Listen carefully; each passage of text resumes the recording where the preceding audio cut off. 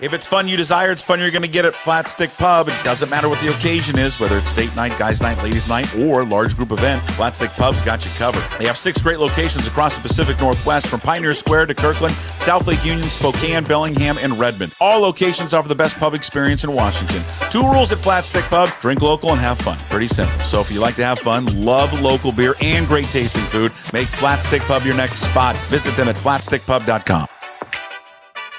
That's right. Here he is, John Canzano, Bald-Faced Truth Radio, showdown in Portland, Oregon. But, man, he's got an award-winning website, johncanzano.com. If you're not spending the money to invest in johncanzano.com, you're doing it wrong. The guy covers it all: college sports, professional sports, columns, feel-good stories, heartfelt stories, all of it. He tugs at the heartstrings there at johncanzano.com, and he educates you as well. His weekly appearance brought to you by Flat Stick Pub. Cougar owned and operated, 6 great locations across the state: Washington, Kirkland, Pioneer Square, South Lake Union, Spokane, Bellingham, and Redmond. Hello, how are you on this fine Tuesday? I'm well. Good to see you working today. I love that you gave a shout out to the veterans. And how about their families as well? And you know this, there's some sacrifice that goes on with the families of people who serve and have served in this country. So shout out to them as well. Yeah, absolutely. We don't spend probably enough time thanking them, and we should thank them more often.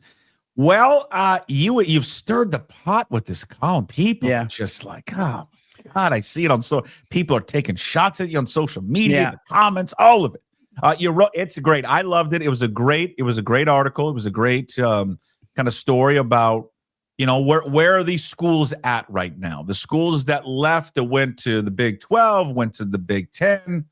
And the premise of your story up there at johncanzano.com, which I encourage everyone to go read, is, listen, Oregon's done it right, and really nobody else has. There's some layers to it, though, but let's just start with, Oregon obviously has the financial backing of Phil Knight. So there's an inherent advantage that they have, but there's got to be something else more than just they have more money, and that's why they're doing it right. Well, they have the vision of Nike. They have the branding. They have they had momentum that started probably around 1998, 99 that was really about preparing for whatever came next in college athletics. If you really think about the University of Oregon, small media market in Eugene, has the same media market as Oregon State in Corvallis, more or less.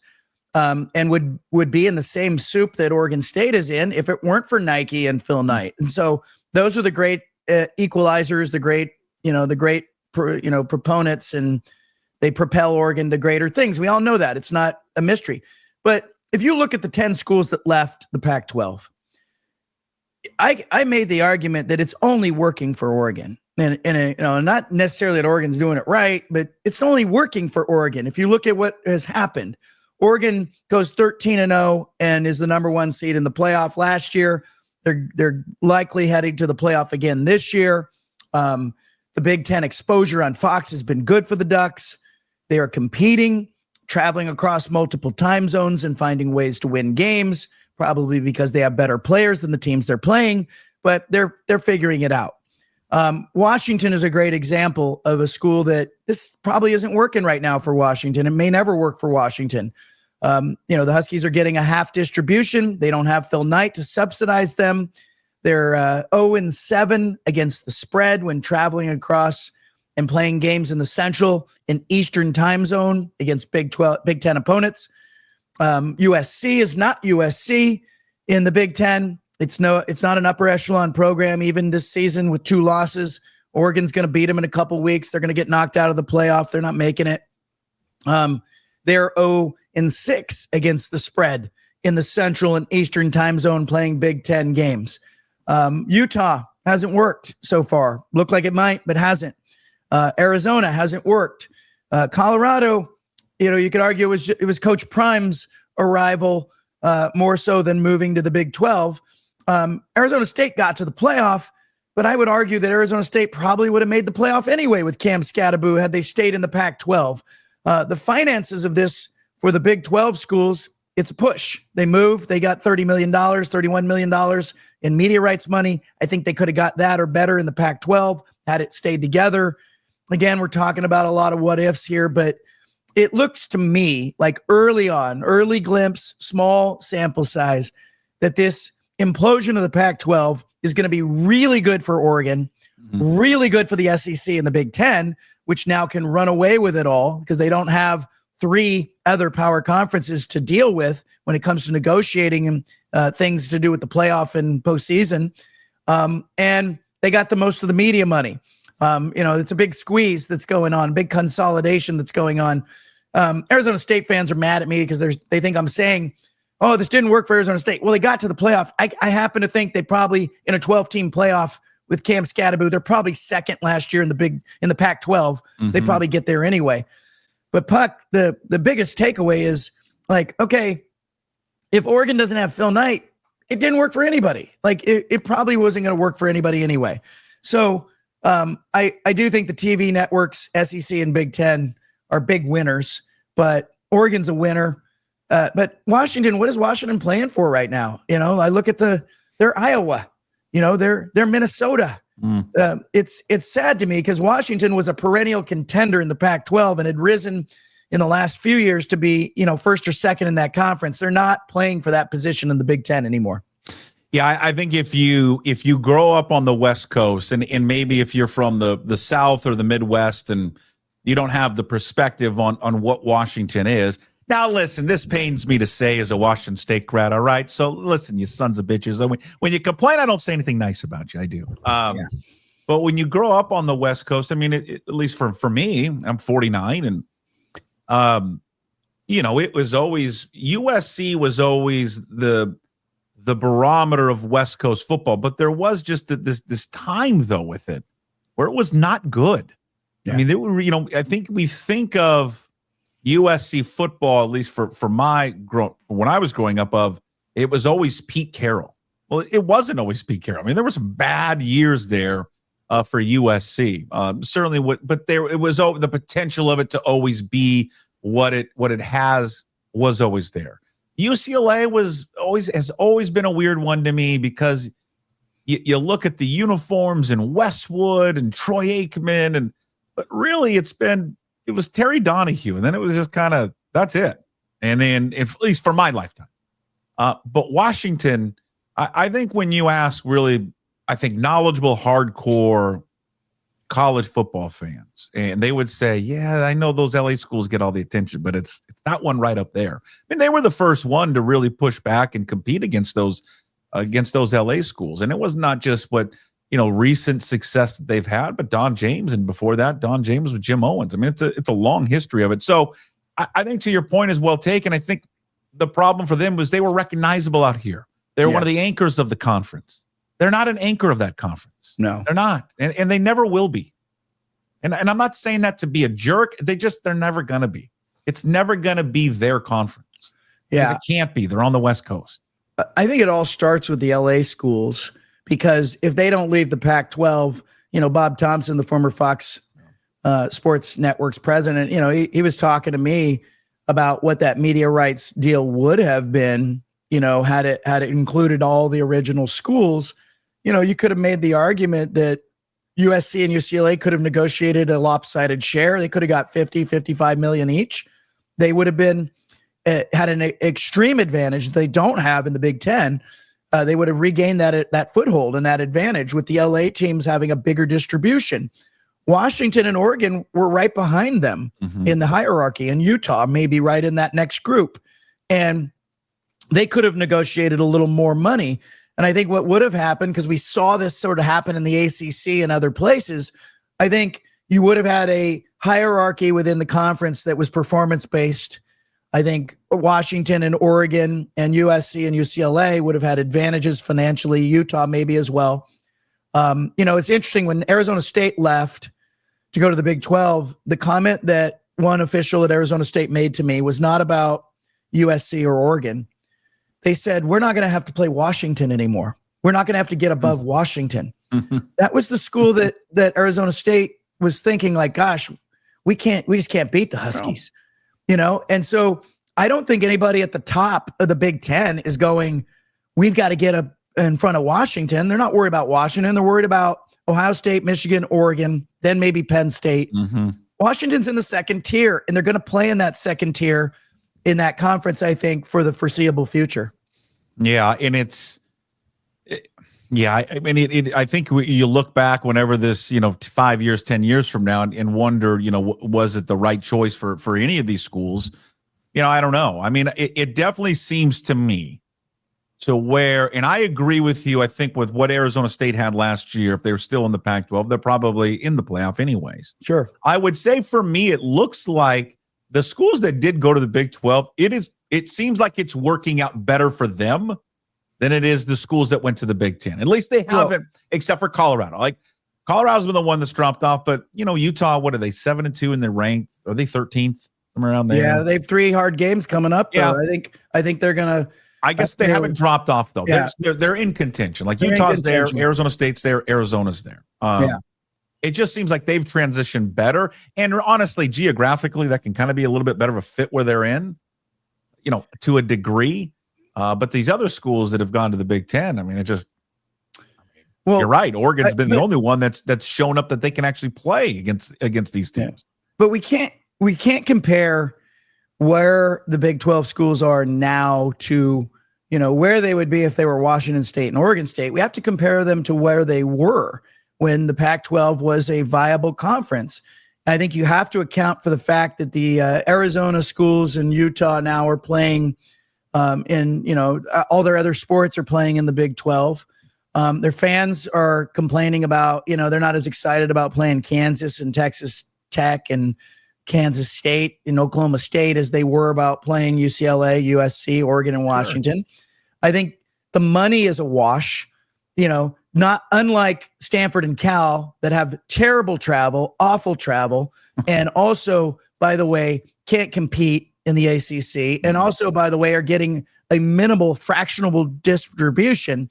The Big 12 schools, the Pac-12 schools that went to the Big 12, they're at least getting about the same money that they got in the Pac-12. So from that standpoint, yeah, but are they better off, Puck? Like, I can't say that Colorado is better off. Maybe the sample size is too small. I can't say that Arizona is better off. I'm going to have a hard time finding somebody on that Arizona baseball team that is saying, yeah, we're better off not playing UCLA and Oregon State and getting to compete at the highest levels. I think it'd be really easy. The same logic. Like, somebody today said to me, Arizona State made the playoff. Like, you can't say that it didn't work for them. And I'm like, well, Oregon State baseball got to Omaha. Like, are we saying the implosion of the Pac-12 is working for Oregon State? No. You have to look at the bigger picture here. Stanford is a great example too. Stanford is 0-11 in road games. They're traveling across the country. They played a game at North Carolina. They kicked off earlier in the day, on Saturday. They got home around 1 a.m. They have had 3 games this season, Puck. They kicked off 7 p.m. or later Eastern time. The Stanford kids are getting back to campus at 3:30 in the morning on Sunday morning, and they're getting their butts kicked in these games. And so, yeah, Cal had a nice win. Cal beat Louisville. Mm-hmm. It's still not working for Cal. I think we have to look at the bigger picture, and that's not to ignore that the 10 departing schools gave up $255 million to go sign up for this. I think at the end, if we're really looking at it on paper, it's been a tremendous loss for 9 of those 10 schools. Oregon's the only one that can sit there and go, hey, this has been okay for us. Do you look into the Canzano crystal ball? Do you ever see it, envision it resetting? I think. Do you ever see it all come back? I think that you're going to get, like David Shaw said to me when it all went down, he said, I think geography is a powerful force. I'm still thinking about that comment. I think that the regionality of college athletics has to eventually be put back together. I don't think college football is going to be part of that. I think it happens when it fractures and it moves away, or maybe they just go, hey, look, what's the point of even having conferences? Let's just have divisions. I think that's on the horizon, but there's this mass consolidation that's going on in the marketplace first that happens between now and 2032 or so. But I think you will see, like, the volleyball team at Arizona playing against UCLA. That's where they should be playing. This is a regional thing. And I think it's funny because I talked to a lot of the coaches at these schools that departed, and publicly they're saying, oh, this is great. Our new conference is wonderful. Privately, they're going, this sucks. This isn't how it should be. And I think we need to be real about that conversation that, like, all right, we all know football dragged everything else along. And if it was just football, fine. If it was just the loss of tradition, fine. But, what UCLA and USC started wasn't good for everybody else. I think Oregon and Washington, I think in their heart of hearts, I think they would have liked to stay in the Pac-12 with the Pac-12, including the LA schools. I don't think Oregon and Washington would have done what UCLA and USC did. Speaking of UCLA, how likely is it, if people don't know the news, they are in negotiations trying to leave the Rose Bowl and go play at SoFi for a university that has made just a lot of just boneheaded decisions, including being the part of this, the exile from this conference, killing this conference, all of that, the whole Deshaun Foster and just everything that has gone on at UCLA. Now the final just, planting the flag in of just being an idiots of college athletics is they want to leave the Rose Bowl. I know it's got some hurdles, but how realistic is it that they leave and go play at SoFi? Well, there'll be a cost to it. They've got a lease that runs through 2044. And so they're going to end up on the hook for part of that.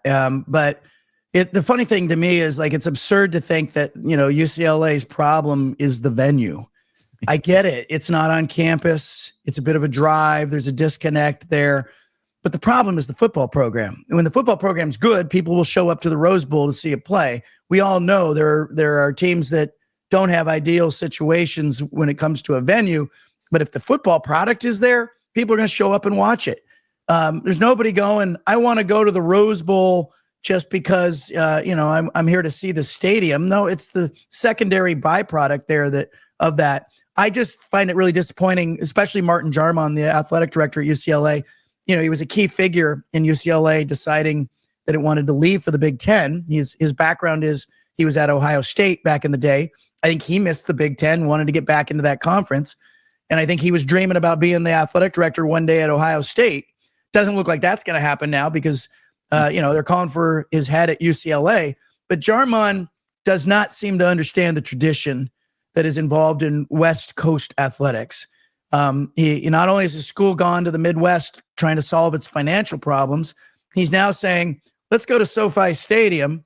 By the way, you see a bowl game at SoFi Stadium? If the product's not there, the seats are empty. Yeah. I hardly think this is going to solve UCLA's problem to go play in a different stadium.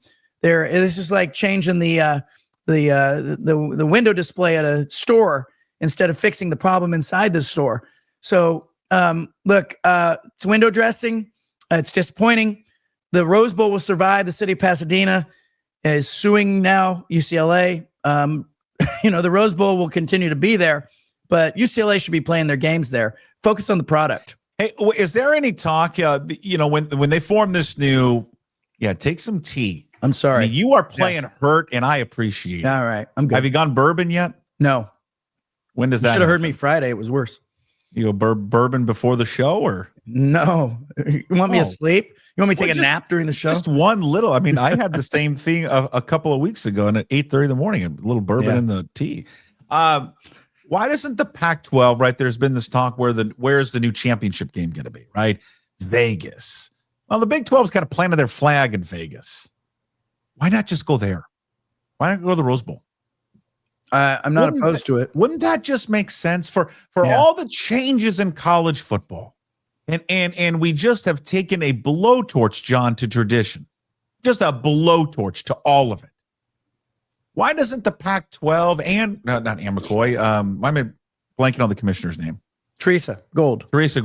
Why doesn't she just get them together and go, we're going to play it there? We're going to be the one conference that just believes in tradition. We're going to play at the Rose Bowl. No, they're not going to get 100,000 people there. I get it. And people would argue it should be on the home site. I understand it, travel logistics. Why not just try it out for a couple of years? I think people would show up. I like that you're thinking in those terms, because I do think tradition matters, and I think that it might be well received. There is a concern if Texas State and Colorado State are playing in that game. does, is it like 20,000 people showing up in a 100,000 seat venue? Point. I'm just saying. Yeah, but that's fair. I also think, there's some logic in going to Vegas because you want to position yourself as the number 5 conference. Yeah. Well, go act like one of those conferences, right? Big 12, Big 10, all trying to put a flag in Vegas. It also would be a throwback to what you once were. You held your game there before. You're still holding it there. You're still a power conference. I think there's a brand issue with going to your respective conferences. I understand why they would want to do it. It's been wildly successful. Boise State can tell you that, not only have they controlled that game by getting the home field advantage, that it's worked for them and their fans to have the championship game on their campus. But if attendance is the issue and you really are worried about the eyeballs and the optics of this, you go with home team hosting the game because you're gonna sell that game out. Sure. If you want to align yourselves with the other conferences, you go to Vegas. But you're right. There's a play here about tradition. The thing is, you better get busy selling those tickets to locals, and you better get busy, finding an angle because you're going to have to bring in an additional 15 or 20,000 local fans. Because if it is Texas State playing Washington State, you're gonna have the risk there that it looks bad and the country laughs at you. Yeah, no, I get it. And they're all valid points because you don't want it when they used to do it at Santa Clara. No, and there just was simply no one there. No.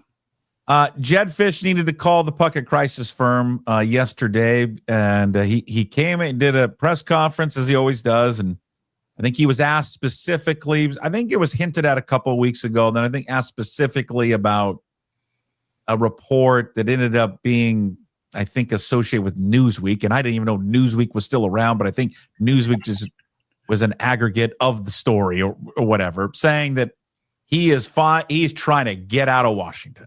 And he wants out. He's looking for every exit to get out. His family, it's documented, and he acknowledged it yesterday. I think it was the first time he did acknowledge it. His family doesn't live here anymore. They moved back to Tucson. His daughter wanted to finish high school there. Apparently the wife doesn't like it here. I don't know why anyone wouldn't like 41 degrees and raining, but it's not for everyone.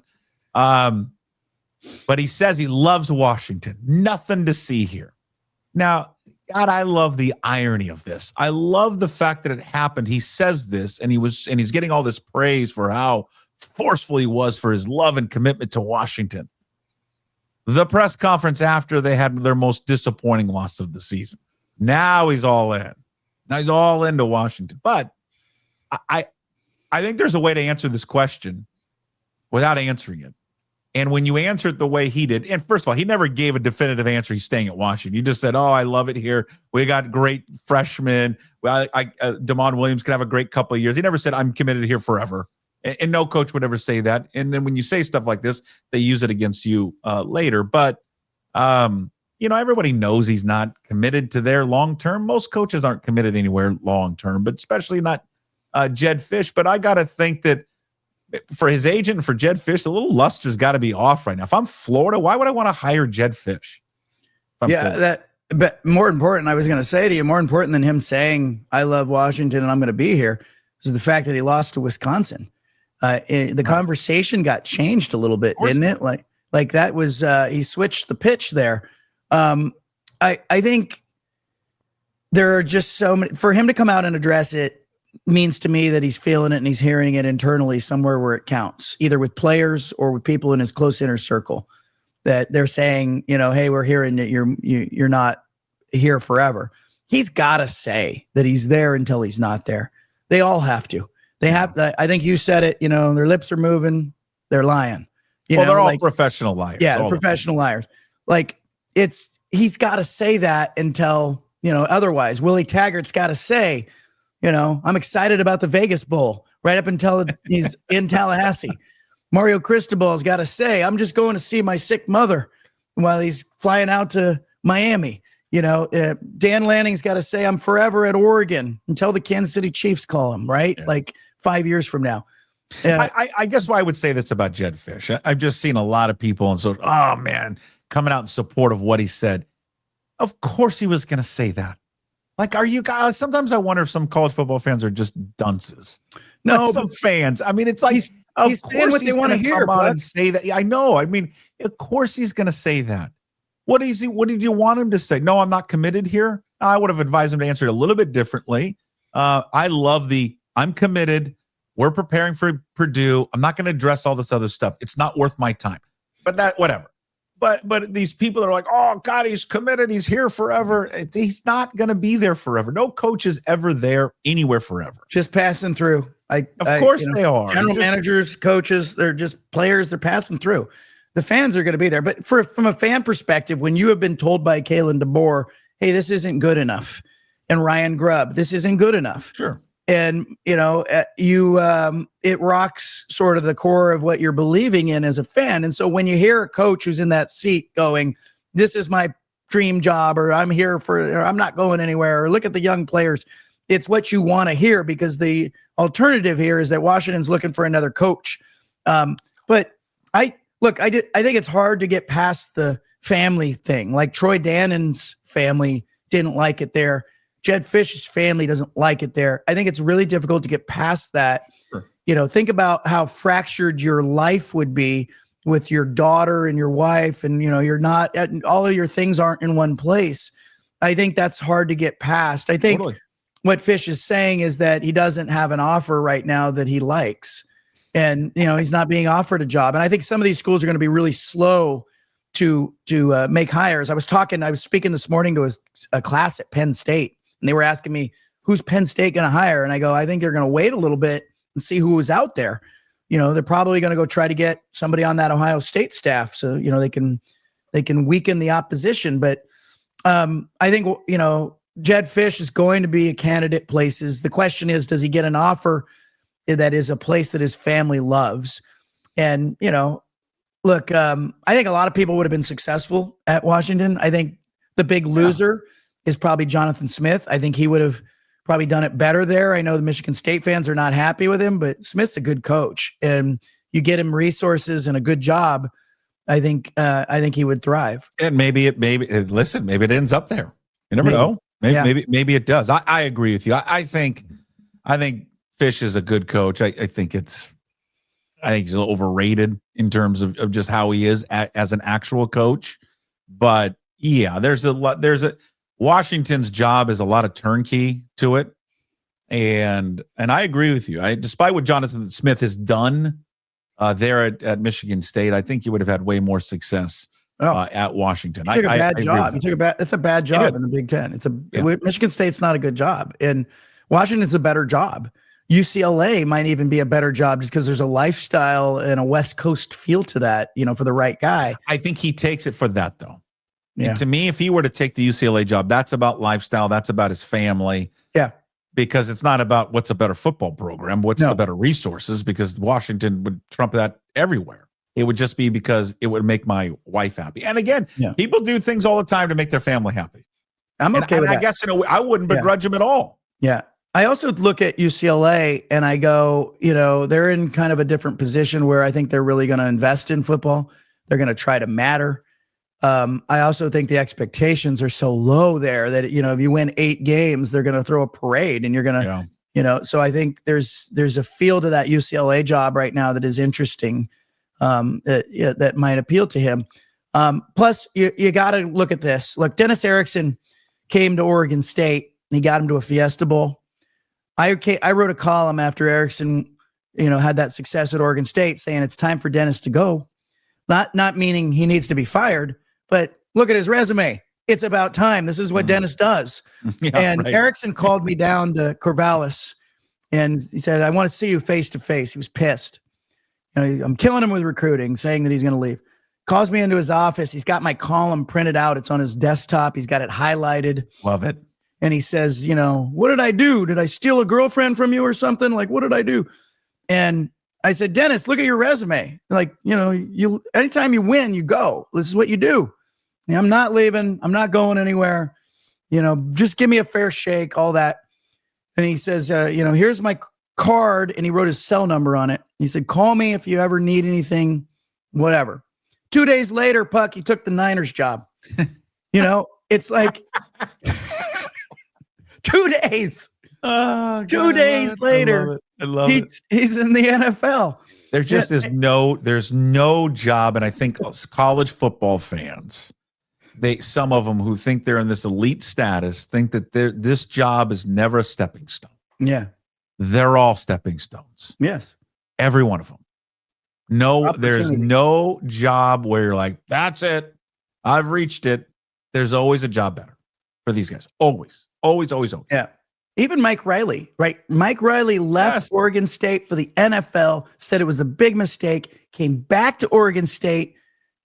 He said he and his wife talked about it and said, this is our forever place. We will retire here. About 8 years later, he's like, I need to go to Nebraska. You know, like it's insane to me that, you know, we're dealing with human nature. You just look at the resumes. Look at Jedd's resume. Jedd's going at some point. It's just a matter of what the job is. It has to be the right job. He'll leave. Yeah, exactly. All right. Sorry, we rest up, rest the voice. Yeah. You got a lot more going on today. JohnCanzano.com. What's the late? What are you working on? What's in the fire right now? Well, look, I got a human interest story, a heartwarming story coming down the pipeline. 2 of them really I'm working on. I think we need good stories like that. We need good stories. I'm also, you know, my tour of the New World Pac-12. I've been to Boise. I've been to Gonzaga. I'm heading off to San Diego to see what's up at San Diego State. So I'll be touring San Diego and spending a day with J.D. Wicker, the athletic director there. Great timing. Trying to figure out November. Good time. Yeah, that was strategic. But I think if you are a college football fan, or, you know, I always say to people, get a free subscription, get a paid subscription, whatever works for you is good for me. But I think I got a lot to say this week. This is going to be a big week in college football, man. I just love that we're in the meat of stuff right now. Okay, great stuff. JohnCanzano.com every week, brought to you by Flat Stick Pub. Thanks, John. We'll see you next week.